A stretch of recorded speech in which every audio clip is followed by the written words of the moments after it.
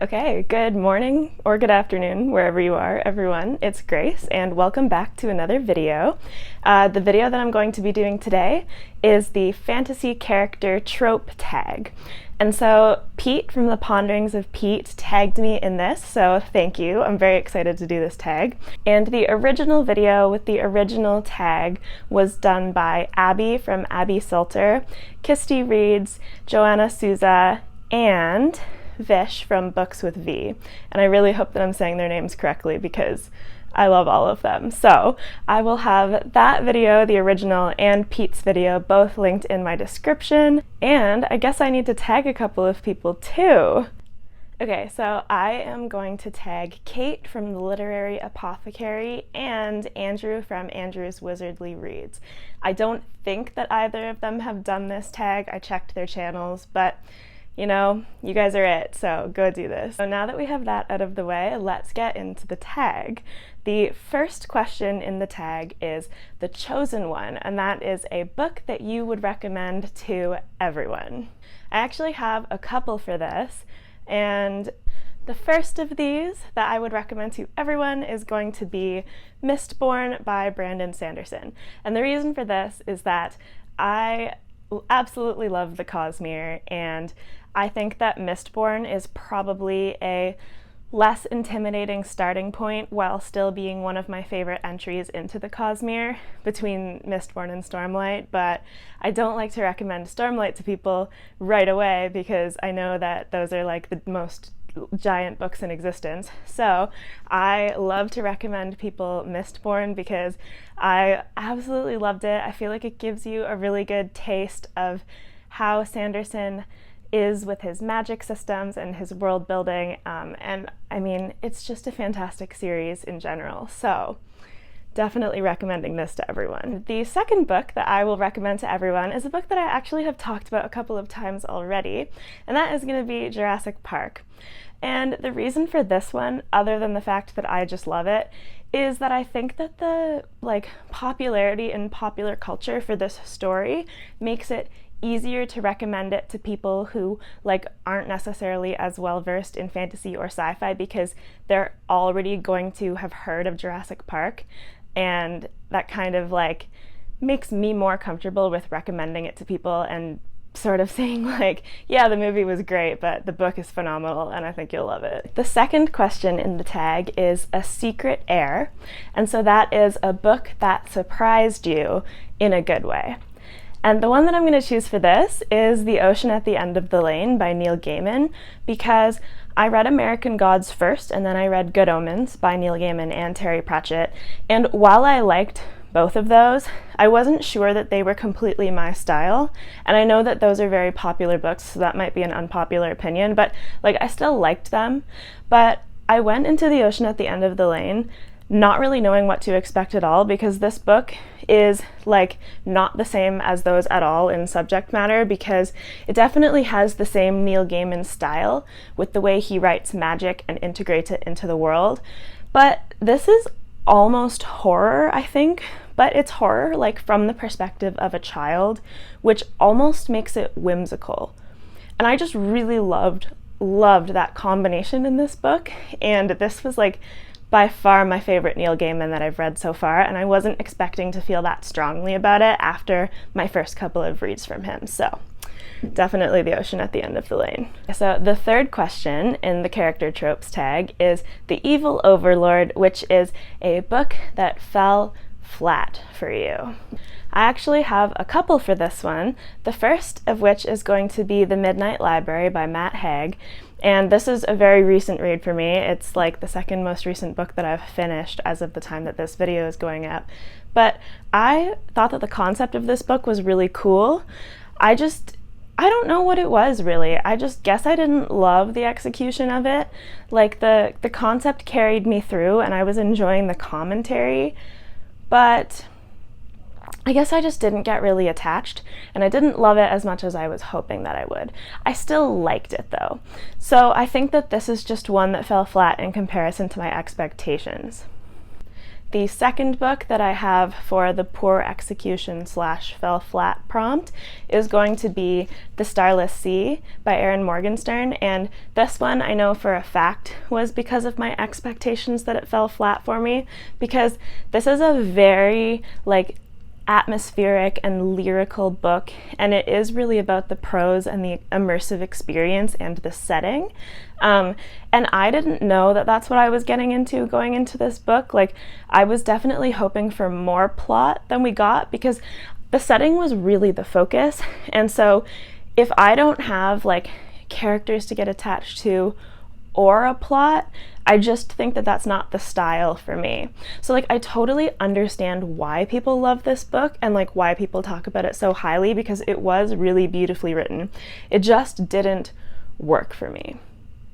The fourth prompt in this tag is The Reluctant Hero, a book that you're not sure you want to read. And so this one I am going to go with Second Era Mistborn, because like I said, love Sanderson and love the Cosmere, and I've really enjoyed everything that I've read so far. And it's not that I think that I will hate Second Era Mistborn or anything. I probably would like it, but I loved First Era Mistborn so much.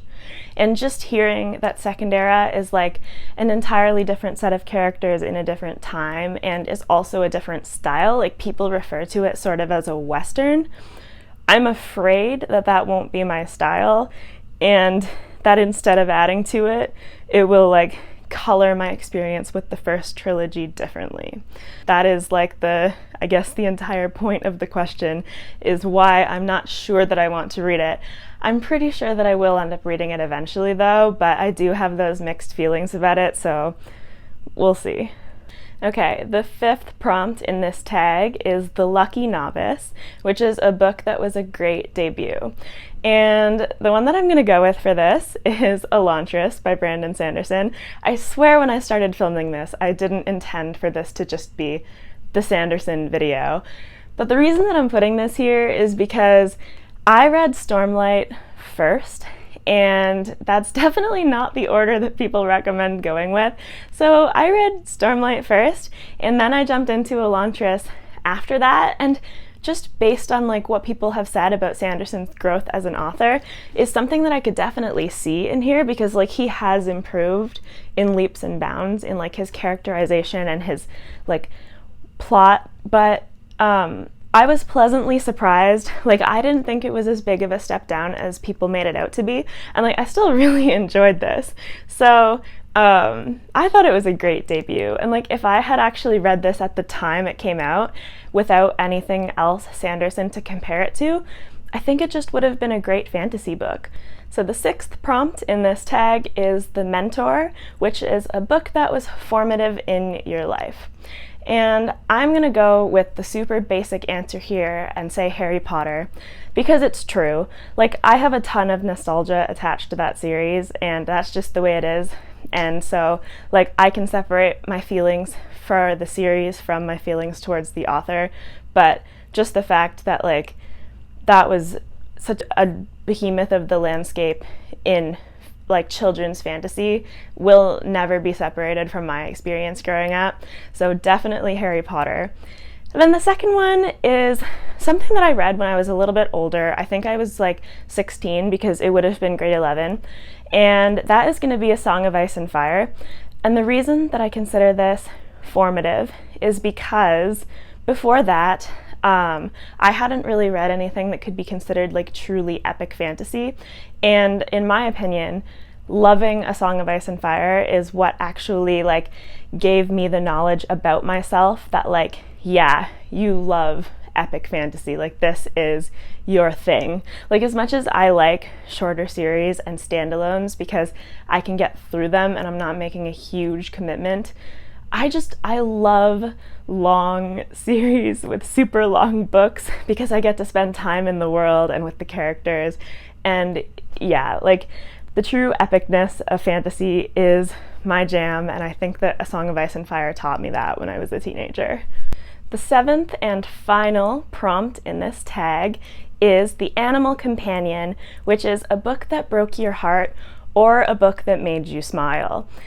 And the idea behind this prompt kind of worries me, because if the animal companion is breaking your heart, does that mean that the animal companion died or something? Like, I would have thought that this was a book that made you smile.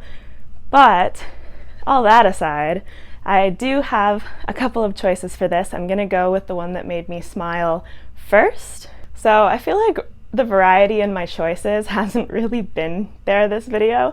So I'm gonna go off the board for a second, and I'm gonna say Simon versus the Homo sapiens agenda for making me smile, because this book was like truly adorable, and when I read it, it had been a long while since I had just read like a YA romance that is written for basically pure enjoyment. And like, I loved it. It really, like, I wrote in my review that I could not stop smiling when I finished the book, so this seems like the natural choice for that one. Now, for a book that broke my heart, we're gonna continue with the theme of this video, where I apparently only talk about Sanderson, and we're gonna heave these bad boys off the shelf, because for people who have read these, man, the end of Oathbringer, or not the end, but nearing the climax of Oathbringer, we had about 150 pages left in this book, and I was bawling. I have a picture of myself that I sent to my friends in my group chat where there are just tears streaming down my face, and I'm like, am I okay? No, but there are still 150 pages left in this book, so we'll see what happens. And then I can relate to Pete, Ponderings of Pete, on this one, because Rhythm of War had a couple of moments that absolutely broke my heart. And like he said, if you've read this book, you know which moments those are. But there is actually another moment that is earlier on that I don't think that he was talking about, where a certain character is telling a story to another character, but if you've read the Stormlight Archive, you know that this character's stories always contain a life lesson and a deeper meaning, and at the end of that chapter, I was a mess, and even still reading those passages makes me tear up a little bit. So Stormlight just makes me feel all of the emotions all the time, so that is going to be my final choice for books that broke my heart. So that was the last question in this tag. So shout out to Abby Salter, Kirsty Reeds, Joanna Souza, and Books with V for creating this tag. It was super fun. And thank you to Pete for tagging me. And then again, I'm going to tag Kate at the Literary Apothecary and Andrew from Andrew's Wizardly Reads. So I hope that you guys haven't been tagged yet. And thank you so much for watching this video. That is it for this one. So like if you liked it, subscribe if you want to see more from me, and I hope that you have a fantastic rest of your day. Bye!